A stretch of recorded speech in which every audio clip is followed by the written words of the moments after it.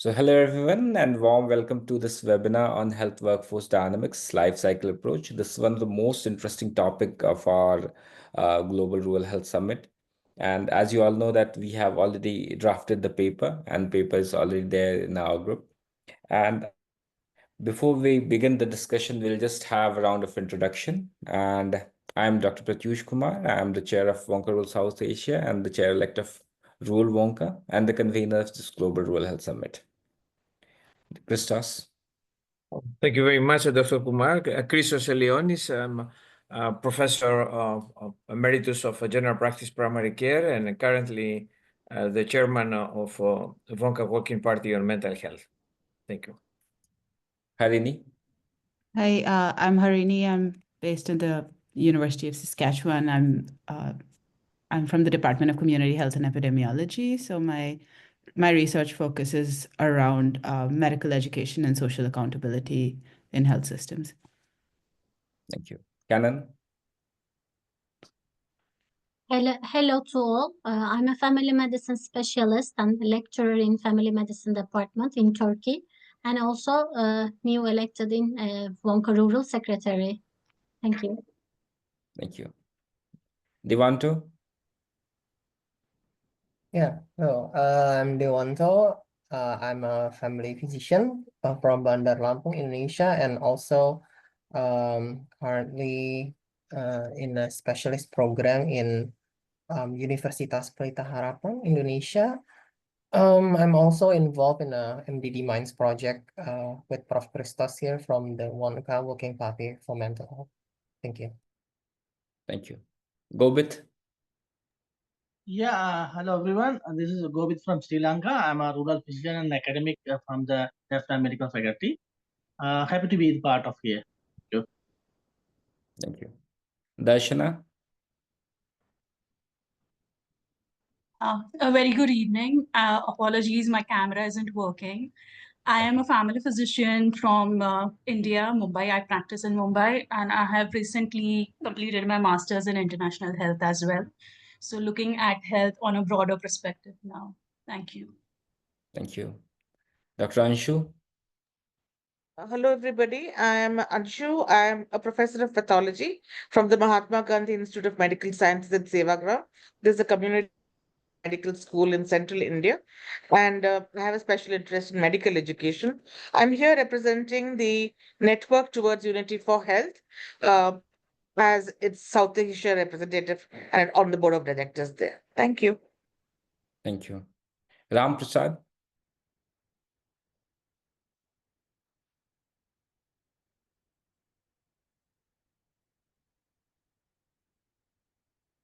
Ram Prasad, can you hear us? Okay. Ayatrik Das. Good evening, everybody. Delay, sir. I am Dr. Ram Prasad, Okay. family medicine specialist from Nalgonda, Telangana.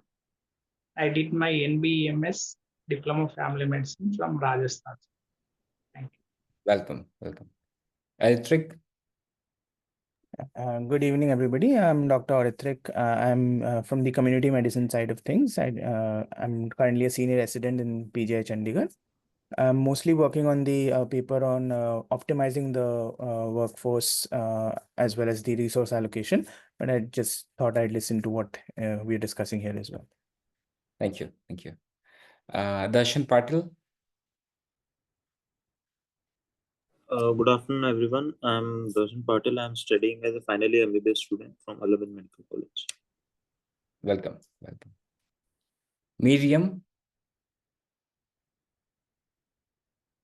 Hi everyone, I'm Miriam Dolan. I work as a general practitioner in rural Ireland, Northern Ireland to be precise. I'm also a member of the executive committee of URIPA and of the scientific board.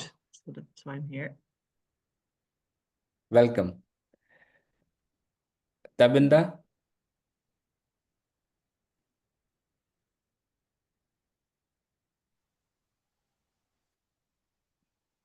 Hi, good evening, everybody. So this is Tabinda. I am a family physician working in South Asia, Karachi, Pakistan. So I'm also the convener for MRCGP International South Asia exam. I'm working with this. I have done some work in this paper, and I was also contributing to some extent in the other optimizing healthcare. Primary healthcare resource allocation and dynamics of the healthcare system and everything. This seems a little bit interesting topic for me since always been. I've been involved to a certain extent. I've been involved with some kind of grants with WHO for the healthcare system thing. So that's why I thought that it's always interesting to learn from the colleagues all over the world. Thank you. Thank you. Itash Dwarka. Good evening, everyone. My name is Itash Dwarka. I'm currently a medical student in Kasturba Medical College, Manipal, which is from South India. Welcome.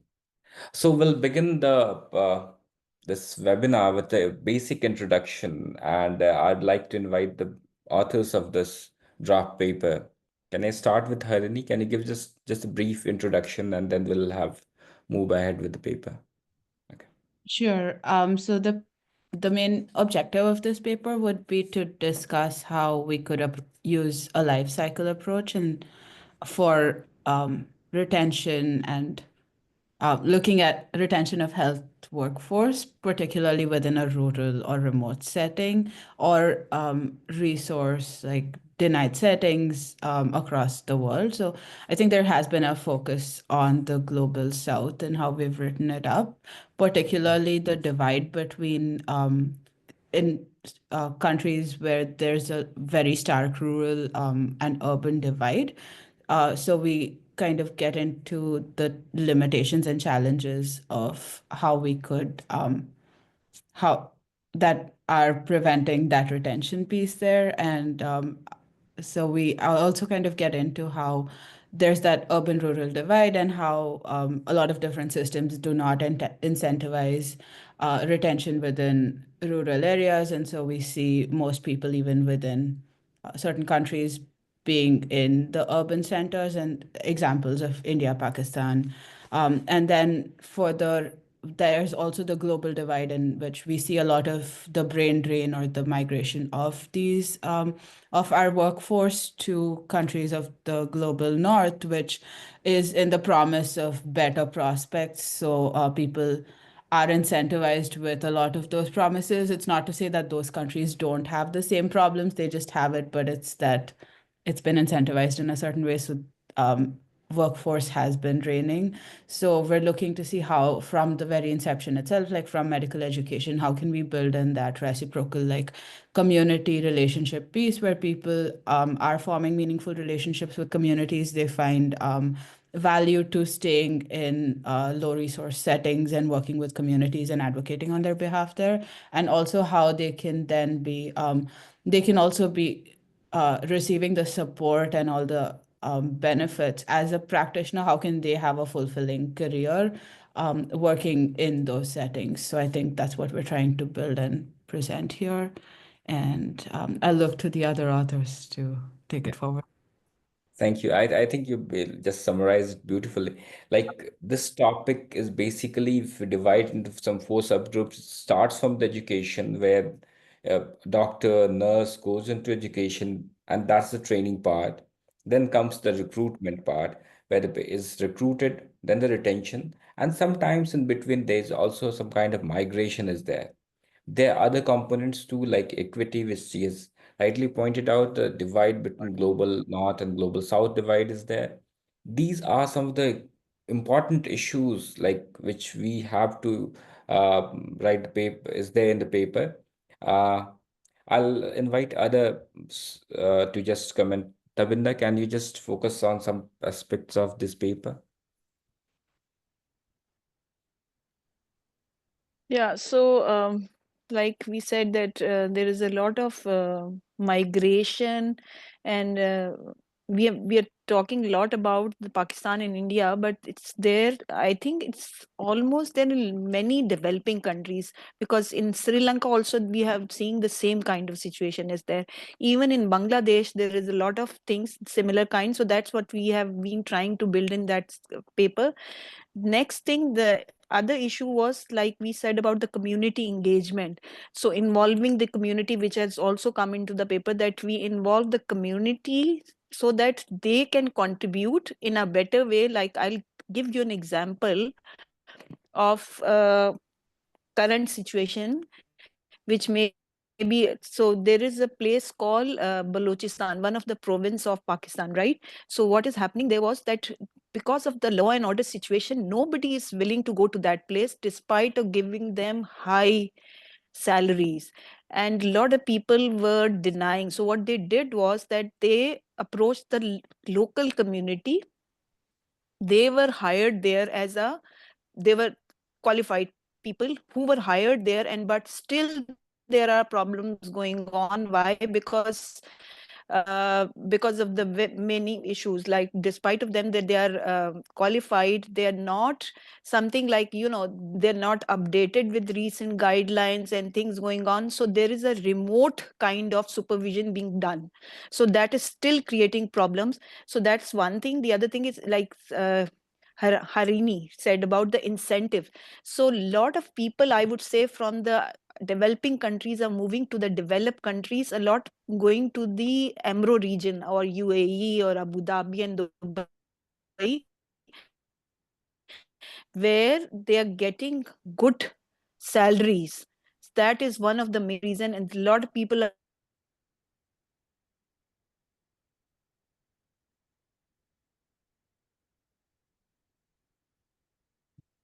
I think your voice is not audible.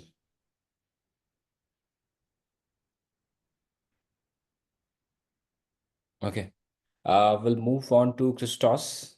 Your views on this. Yes, thank you very much. First, another time expressing my gratitude. I'm thinking that is an excellent paper, and I have two comments.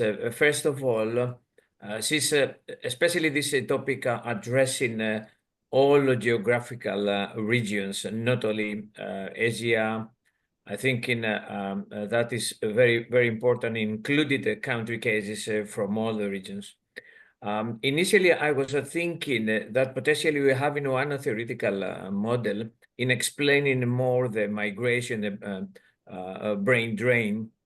And now just a couple of minutes ago, after looking at the paper, identifying, and congratulations again from fantastic contributors, one important paragraph in the place where accountable factors explaining the migration could start to discuss and identify one paragraph, fantastic personal factors. And those personal factors, to my view, completely different when in comparing isolated in the rural areas in Europe with Asia or South Asia or in other regions. And I'm not certain if we're having a theoretical model in explaining. For instance, it's not only the financial reasons that they giving and removing the doctors from one country to the other. It's also many other that's responding to the personal characteristics, values, and preferences. And I'm thinking that we needed a little bit giving a more focus on regional variations. And I think that needed to stress what exactly we mean in personal. I put in a comment on that, but for myself, it is one of the key issues of the paper, because a such position paper is not only just a little bit reporting and just describing what is happening and trying a little bit to explain, but also just to recommend. The recommendation is very, very much important, and potentially for the stakeholders and the policymakers. And if we just, for instance, concluding, because that is a position paper, means consensus, that different models indicate or explaining the migration phenomenon across the regions, and just a little bit making more concrete and explicit suggestions what needed to address in a specific parts where isolated and rural physicians. I think that, to my personal view, is the added value of this paper. Thank you very much. Thank you. Thank you. Devendra would like to finish something which you wanted to speak. Can you unmute? Please unmute yourself. Yeah. So I don't know where I got disconnected. Suddenly it got disconnected. I was just saying that we are trying. I was just listening to Christos. So very good point. Apart from what he said about that the financial issue and everything else, one major concern I think South Asia has is the political influence also. That is one of the major concern which we have, and the safety that is there, which is forcing people to migrate. That is there. So that is somehow not been addressed in the paper. So that I think we need to somehow. That's it. Thank you. Thank you. Dr. Anshu would like to speak. Yeah, I agree with what Christos said about the personal factors, because that is one of the important issues which we talk about in selection of medical students. There are examples in literature which say that students who are recruited from rural areas have the tendency to go back and work in the rural areas. So that's one thing we have not quoted. I think there is one line somewhere, but we can expand on that and use some examples or case studies of that part. As of now, while the paper itself has a lot of examples from all over the world, in the abstract, when you read it, it looks like it's coming from the Indian subcontinent. So I want a little slight tweaking of the abstract so that it looks a little more global there. The other thing is what Tabinda just said, where with the abstract that you just shared now, Pratyush, there is a whole section where we are talking about the reasons for migration. And we have talked about economic pressures, political instability, conflict, corruption, and restrictive policies. We've talked about better approaches to career development and how some countries actively recruit graduates from the Indian subcontinent. So those are things which are happening and they have found a place. If we can give specific solutions in one section, I think it will make a paper a little more robust, like 1, 2, 3, 4, 5. You put bulleted points and say these are the recommendations to retain. As of now, the case studies are there. The Indonesian example is taking a lot of more space, but somehow at the end of it, if somebody is reading, I want the recommendations to come out a little more stronger. Thank you. I think in the draft format which I've said long back, the last column is for the recommendations only. Anyway, we have time because during the summit also we'll take suggestions and we'll include that in the final paper. But anyway, if we have got the columns for the recommendations at the end, then it will be much easier for us to edit. And we'll go to Canon 2s.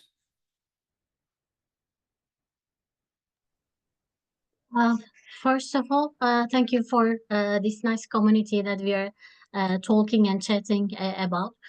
And thank you, Christos. I was going to ask the brain drain part if this topic should be included in life cycle of rural or not, but you already talked about it and I got the answer. Thank you for this support. Also, I was going to mention about the medical education part. I know we have some undergraduate medical students in the meeting, and also we have some colleagues interested in medical education. In medical education, we have AMI guidelines, which are very popular and which are like medical education textbook internationally. And in AMI guidelines number 47, they say that country-based medicine and undergraduate medical students' rural experiences impact on the rural health services. So I suggest that we need to emphasize the need of undergraduate medical students' rural practices. And the second point I was going to say, thank you, Dr. Anshu. I don't know if I pronounce it wrong or not.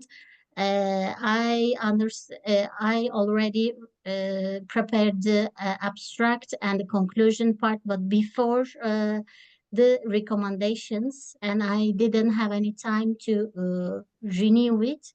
After this meeting, I will try to make it more better and perfect by the help of your recommendations. Thank you. Thank you. We have got some young medical students. Will also take their views. Itash Dwarika or Ram Prasad would like to speak something on this topic.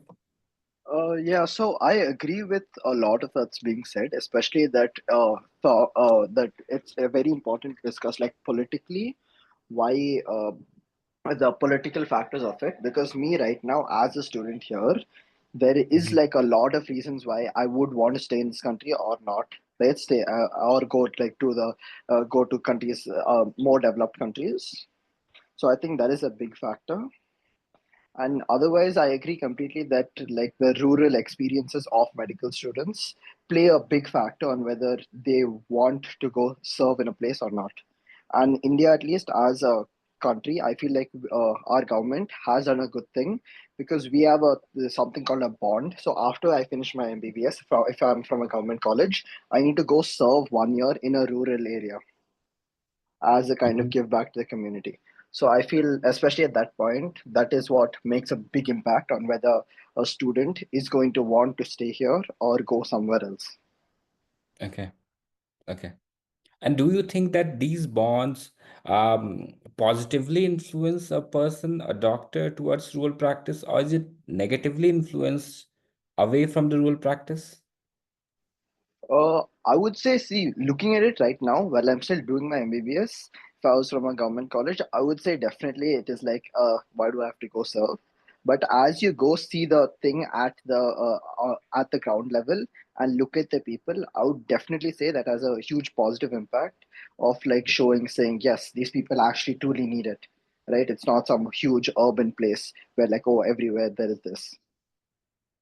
Right, right. And that's the immersive kind of training we need more often in medical colleges, so that early during the training, if they are exposed to rural areas, no, if they see it firsthand, then there are much more chances of retention in rural areas.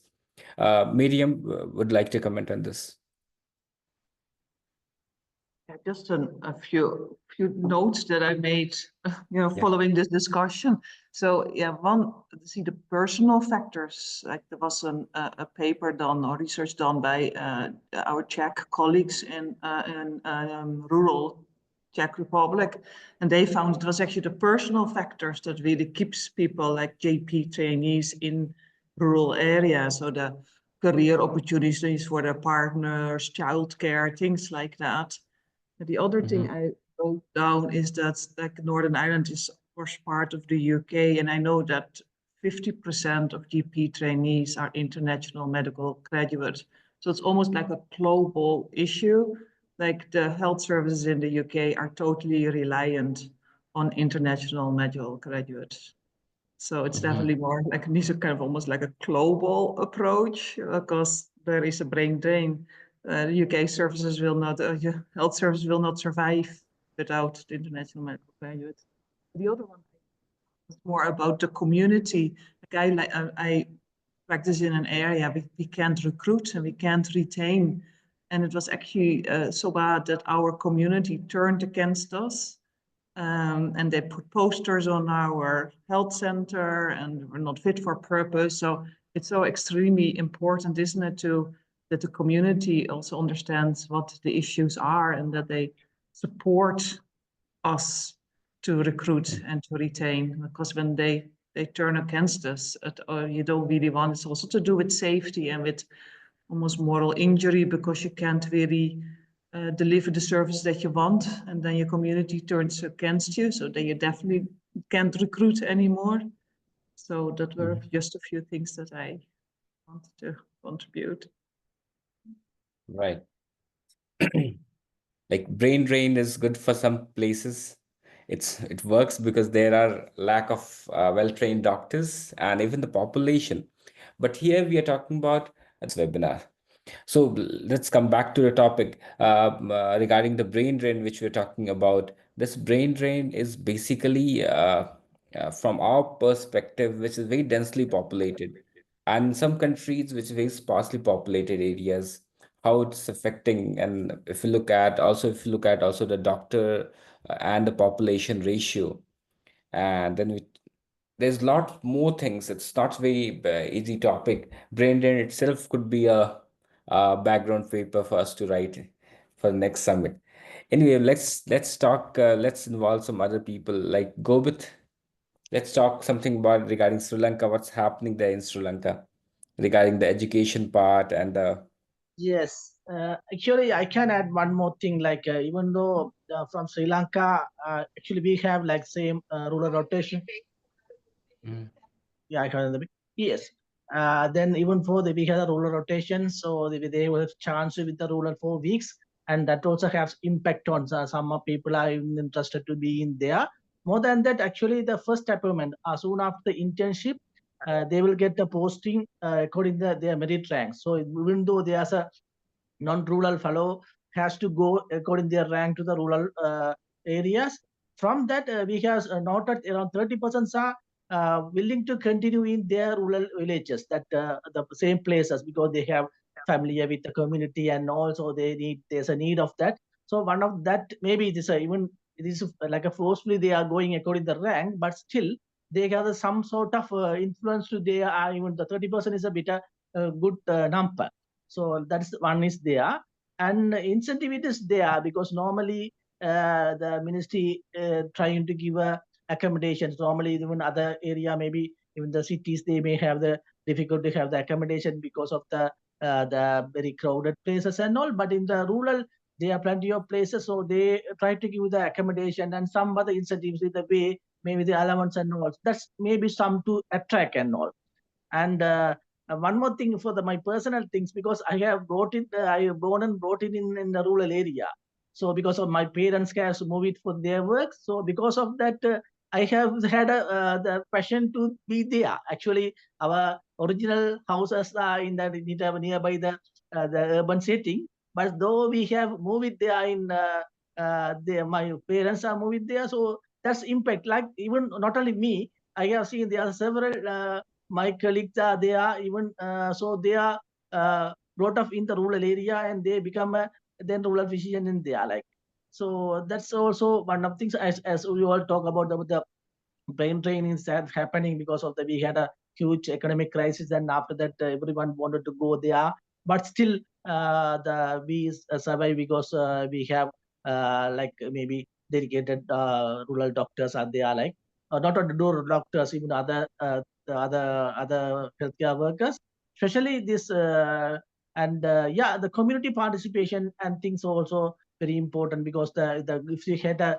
good community support and all to run the event. So most of the things, our rural centers are one-man stations. One man means one medical officer station. So difficult to handle, even though they part of the community. If they go there, they are the leader of that community. So they automatically become a likable place for them. So that's a one of thing. And yeah, and also for the shortage, we have some community health workers from the same village. We got some arrangement with some other way, public-private partnership things and going on. I can add this. Thank you. Thank you. Miriam, I'll just come back to you regarding the international medical graduates which you're talking about. Uh, Regarding their retention and the recruitment, like, do they receive the same salary and the same services and same perks as the local doctors?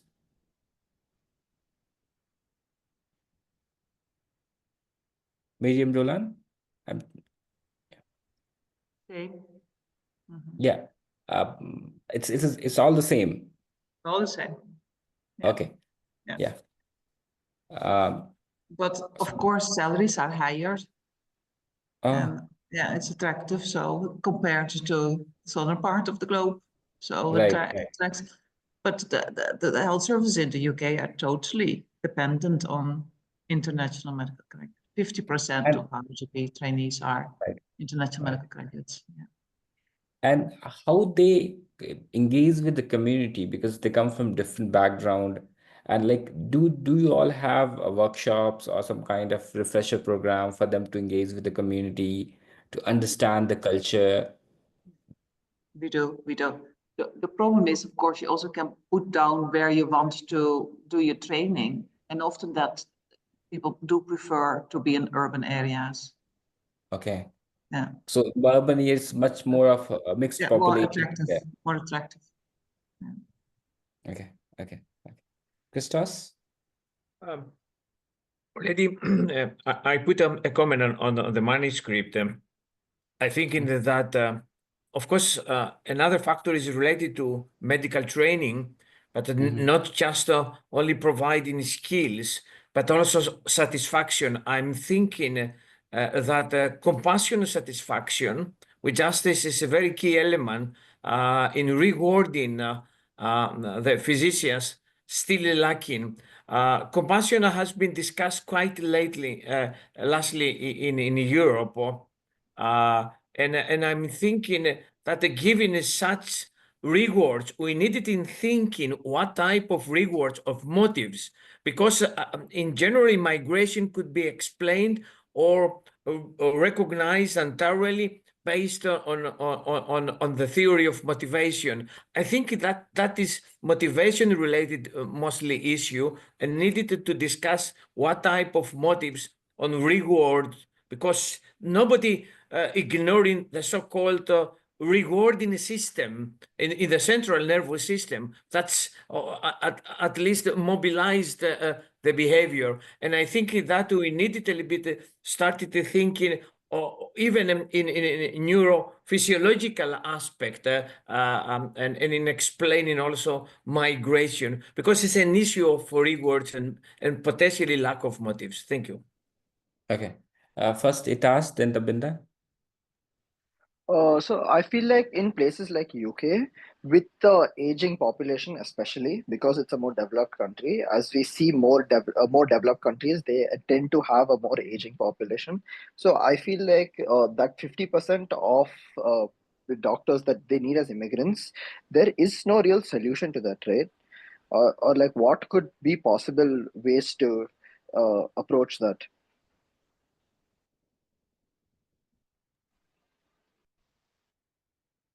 That is so true. Yeah, that's so true.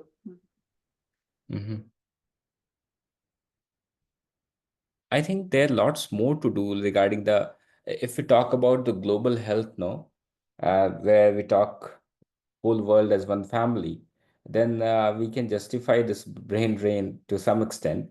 But if we look at the population density and equitability, if we put the equity in place, no, then we feel that those who are there in rural and remote population, because even our rural population in our subcontinent is very different from rural population in Ireland, because there we see few places, few houses. Here we see our rural population is much more than the country whole population of many European countries.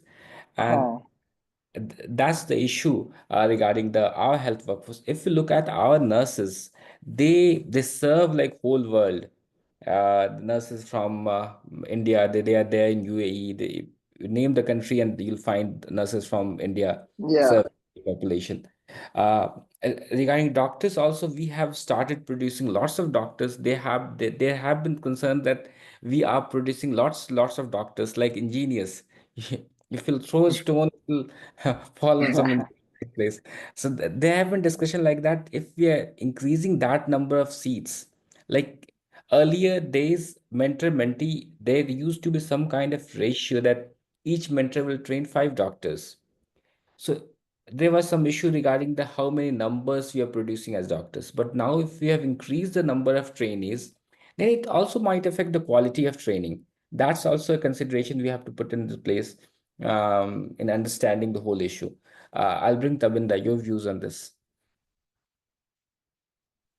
Yeah, before this issue, I just wanted to say about the brain drain thing. So one thing which I was seeing is that there is, so a lot of time, if you talk about people who are being trained, either they are the postgraduate trainees or the doctors, they have, apart from the financial issue, there is another major concern is that they say that there is no career progression in the rural areas. They just get stagnant. So they are not progressing in their careers. So that is one thing. So after COVID, there are a lot of online things going on. Online, am I audible?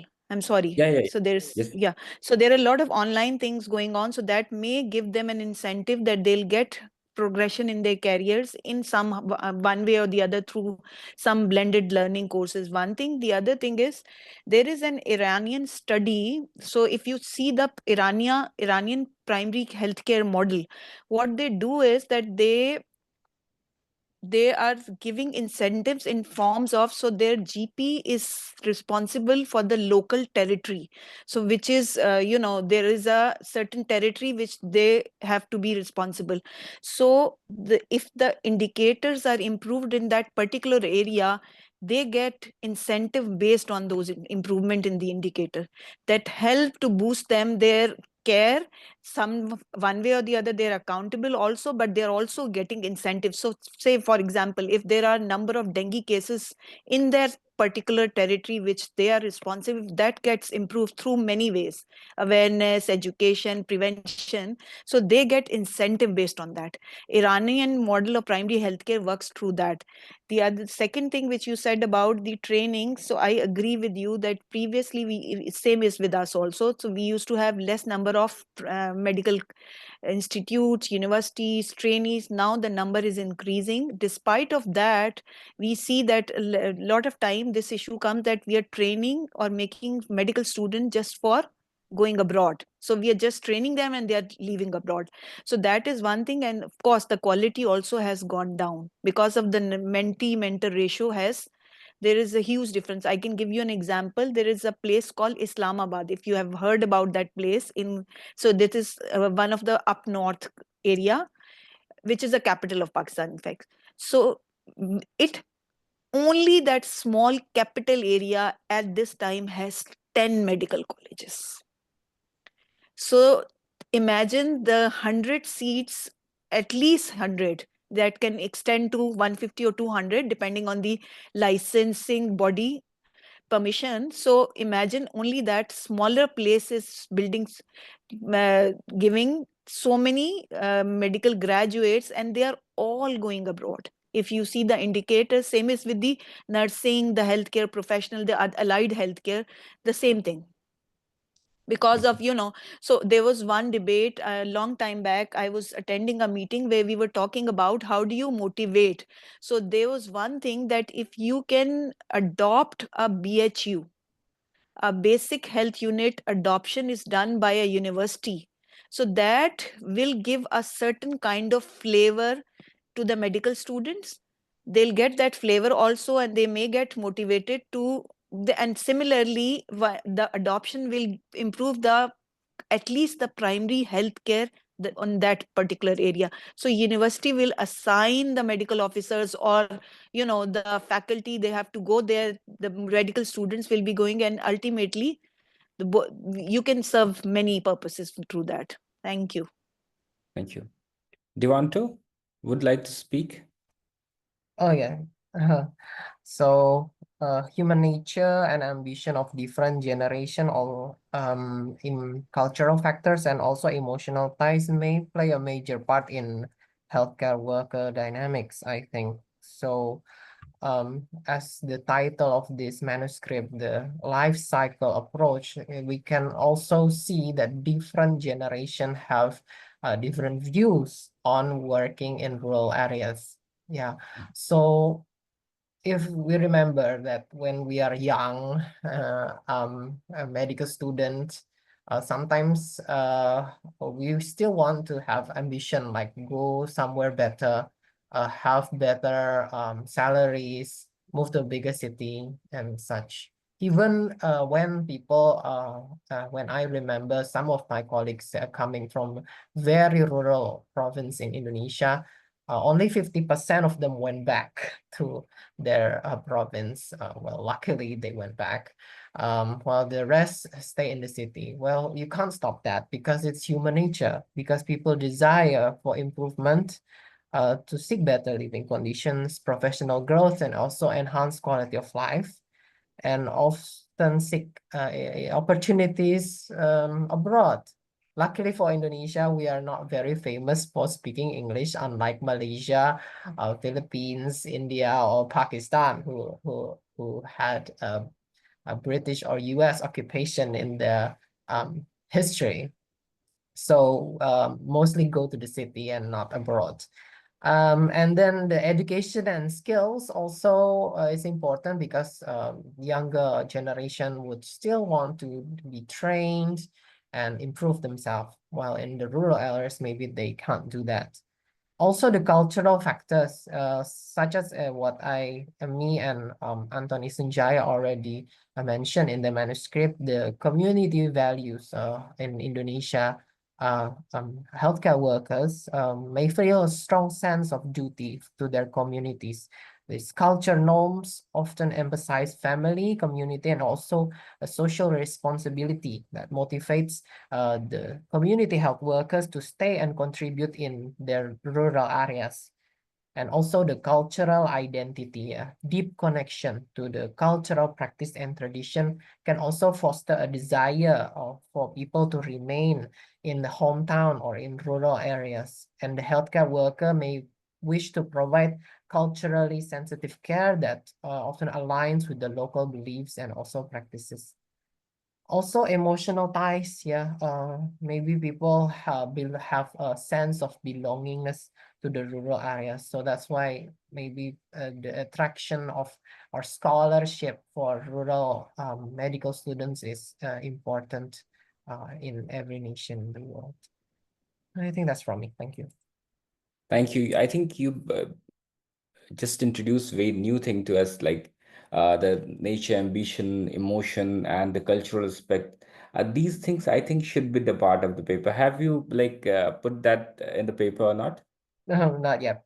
Maybe I can try and put Uh, that. I think you can just put a paragraph about these things, because these are some of the factors which do influence, I believe, the migration, the retention of doctors, and these are some of the very important things.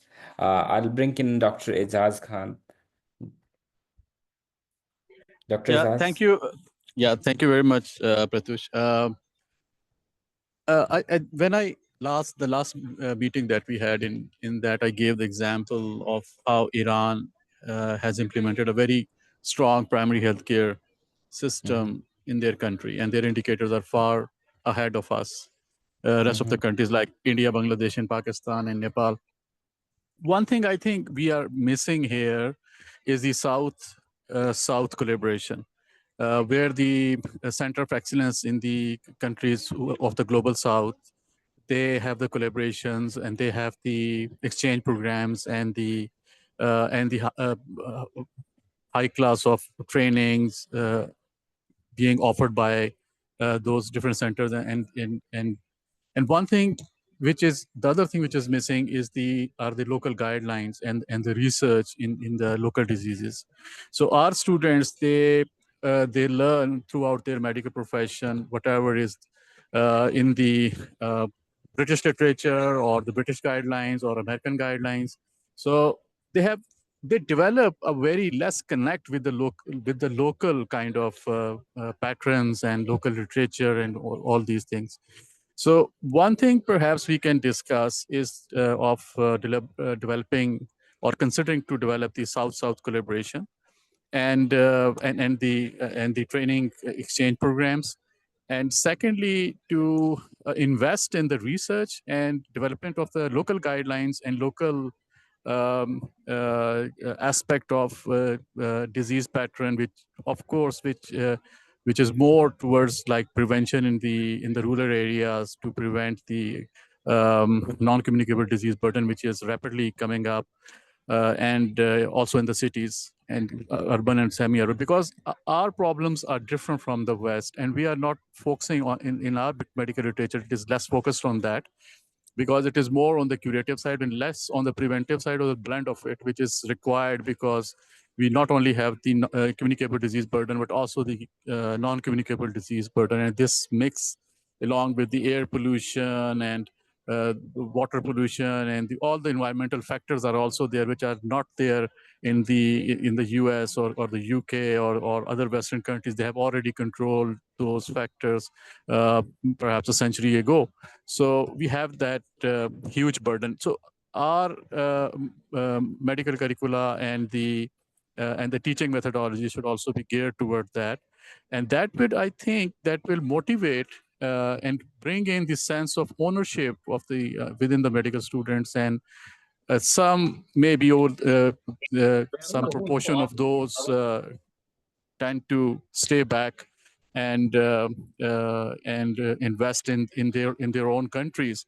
And secondly, of course, we have to try such models in which the incentives to work in the rural areas with responsibilities beyond just providing the medical care are there, and those incentives can be discussed, whether they are going to be the career progression or high pay scales or some other incentive which could retain them. Thank you. Thank you. Dr. Anshu? Yeah, I'd like to add to what Devendra just said. We run a community immersion program for all our students. Now, I've often asked our students why, after all this exposure, they do not go back and serve in the rural areas.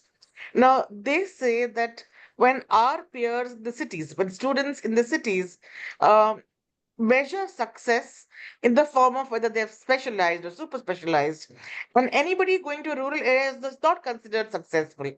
So the peer pressure to be like a doctor practicing in a metropolitan city is that person is considered successful. It's how society looks at you. So the prestige is not the same for a student who works in a rural area as compared to somebody working in a corporate hospital. So things like that, the way society sees it, makes a huge difference to the dreams of the students. That's something I wanted to add to that paper. Thank you. I think that's one of the more important issues. That's why there is some kind of rural-urban divide is there. Because medical students are not being exposed. Even they're exposed, there is some kind of peer pressure which is keeping them away from the rural areas.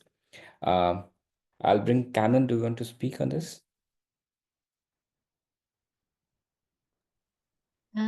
Actually, I was going to ask a question to you, Pratyush. Actually, we're doing a great work today in here, and almost our draft is changing, but we only have 3,000 words. So if we add more topics, do you know any other common subtopics for the other groups, so we can move back from the draft, or maybe I don't know, maybe we can split the brain drain and write it separately as another topic. I don't know. What do you think? I think like we have got another topic on global health is there.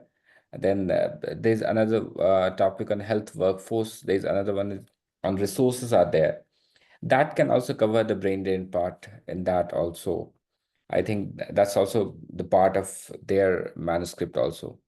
So anyway, we can keep brain drain in this paper also, because anyone who will be reading this paper as a full paper may not refer to another papers. So this papers should have all the ingredients of this topic.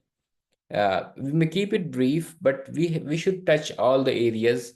3,000 words, I think, is more than enough, because people also need, they have also, most of the people have got very short attention time.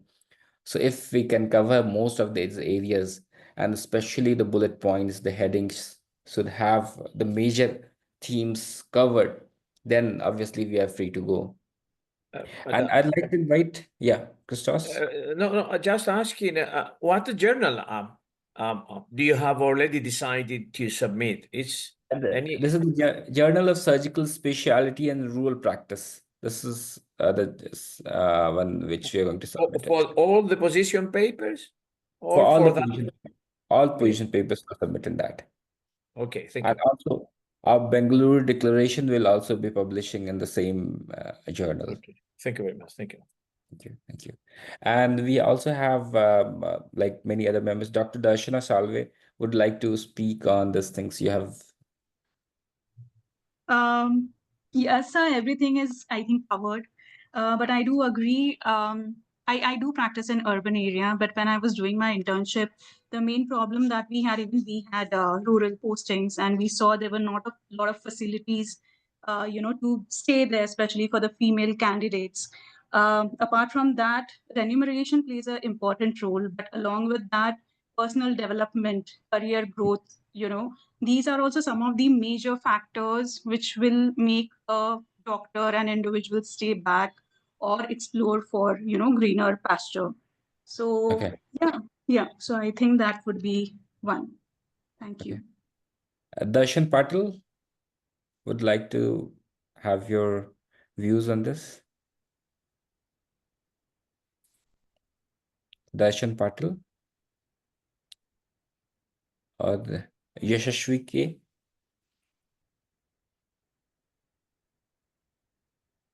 Okay. Anyway, we are just at the end of this webinar, and at the end, I'll just like to have your views on possible solutions. Just brief 1 or 2 points, and then we'll close this webinar. I'll start with Christos, and then we'll move ahead. I'm very satisfied, and a very global approach is much impact. Thank you very much. Truly appreciate. Thank you. Atavinda, your solutions for this health workforce dynamics, including the migration and everything. I think most of the things have been covered, but like few of the areas which we have identified that could be added. One thing which I thought was maybe AI. How can AI help us in solving these issues?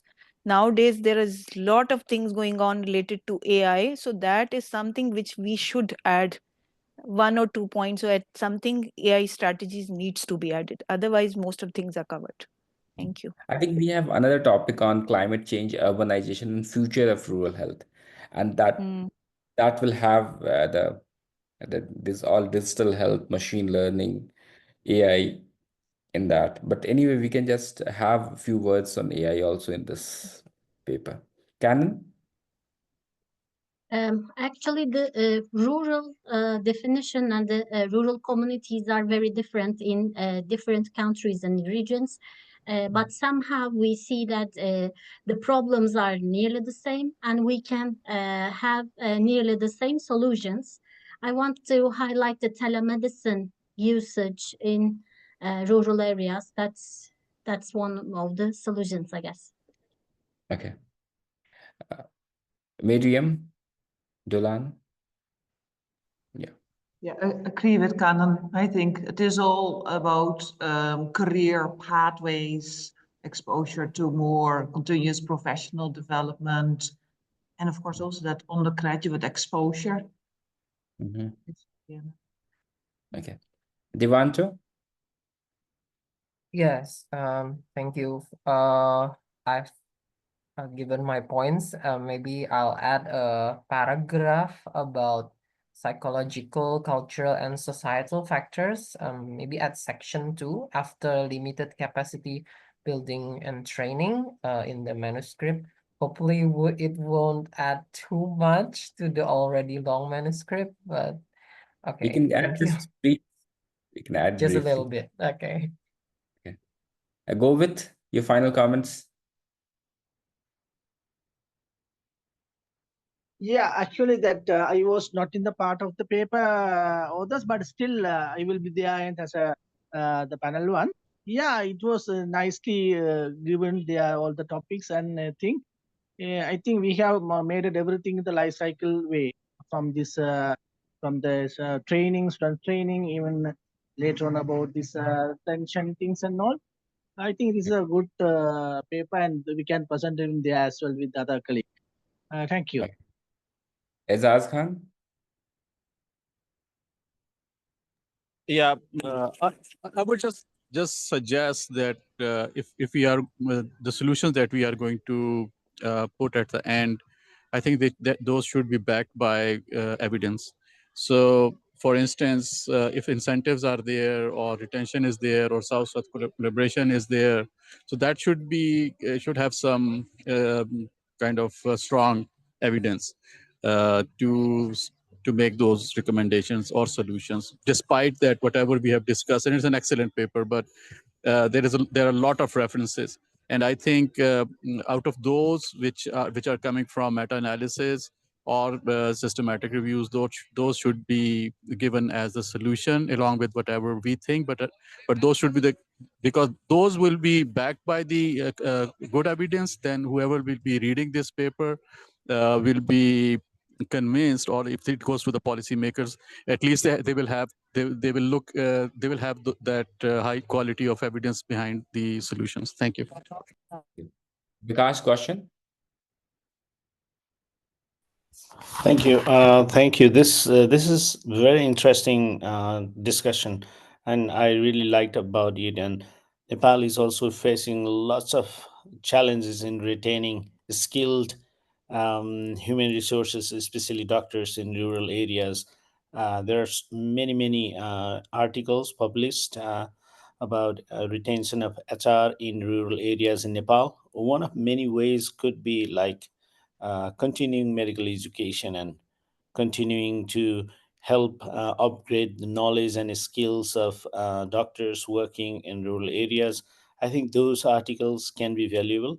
So all of my colleagues who are working on this draft, please review those articles about rural retention in rural Nepal. Thank you, Pratyush. Thank you. Thank you. Darshan Patel. The main cause, what I somehow feel like for my age group, as I'm a final year MBBS student, so is that somehow the people who go abroad, like the brain drain, what you people are talking about, and go settle there, are considered somehow to be more successful. That's the mentality. That's what is going on over here. I don't know how it's correct or no. And even the pay scale definitely is higher over abroad than it's got compared to India. So as the competition is very high in India, like just for an MBBS graduate, the pay scale what we get over India and in other foreign countries, like suppose in UK or USA. So there's a very significant amount of difference for an undergraduate student. And again, post graduation is definitely again a different thing. But yes. Okay. Itash Dwarka. Yeah, I agree with a lot that is said, and it is extremely interesting. I think that from the paper's point of view, it is important to add, especially those few paragraphs. Otherwise, yeah. Thank you. Dr. Anshu. Just 2 points. I think we need to rethink about the way we train our graduates and give them more community immersion experiences. And once they graduate, they will need supervision and support, whether you give it in the form of a senior being present there or through telemedicine. That depends, but they will need support when they're isolated. So that is important. Thank you. We have got final comments from Yasashwi. Can you hear us?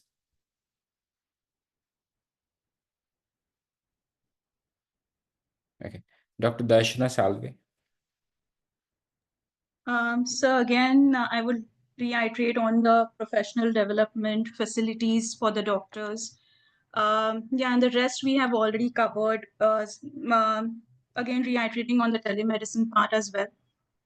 It was quite doable, and when the resources, manpower is less, we can, take advantage of telemedicine services. Yeah, so I think that will be from my side. Thank you. Thank you, everyone. And just an important announcement that during this Global Rural Health Summit, we're also going to have a new committee for new executive committee for the Wonka Rural South Asia. We are going to have an election for Wonka Rural South Asia, and we are going to invite nominations from all the South Asian countries. I have been chair for quite a long period of time, and it's time for me to say step down and have a new bright, bold executive team from South Asia for the Wonka Rural South Asia. And we're also having a new team from India also, that is called as AFPI Rural, which is the Academy of Family Physicians of India Rural Chapter. It's a working party for the Academy of Family Physicians India. For that also, I have been the chair, and I'll be stepping down, and the new executive committee will be taking the charge of the rural part. So this is the rural developments which is going to happen in India and in South Asia on the Global Rural Health Summit. And most likely we'll be having a hybrid mode of this conference. And if it's if all the items have been done, then we will be sending you the notifications and the email to join you online if you're not able to join physically. So thank you all for joining this webinar, and it's been a really very interesting discussion, and I really loved. It's like a de-stressing moment for me organizing this webinar and listening to all your comments. Thank you all for joining this webinar. Thank you. Thank you very much. Thank you. Thank you. Bye-bye. Thank you. Thank you. Good night. Thank you. Thank you. Yeah. Bye-bye.